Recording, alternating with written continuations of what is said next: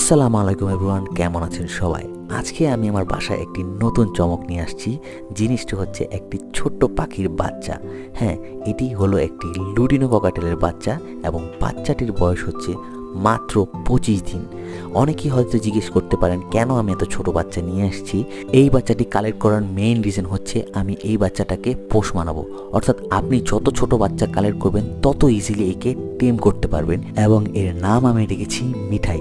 অবশ্যই সকলে কমেন্ট করে জানাবেন এই পাখিটির নাম কেমন হলো। এবং একে দিনে 3 বার হ্যান্ড ফিড করানো লাগে। প্রতিবার একে 10 ml করে হ্যান্ড ফিডিং মিক্স করে আমি একে খাওয়াই এবং মিঠাই খুব দারুণভাবে সিরিঞ্জ থেকে খাবারগুলো তার মুখে টেনে নেয়। এখন যেহেতু শীতকাল, সো বাচ্চাটিকে একটি নির্দিষ্ট তাপমাত্রার মধ্যে রাখতে হয়। সো আমি বাচ্চাটিকে আমার ইনকিউবেটর মেশিনে রেখে দিয়েছি যাতে এটা একটি নির্দিষ্ট টেম্পারেচারের মধ্যে থাকে। সো আজকের ভিডিও এই পর্যন্তই। দেখা হচ্ছে নতুন একটি ভিডিওতে। খুদা হাফেজ।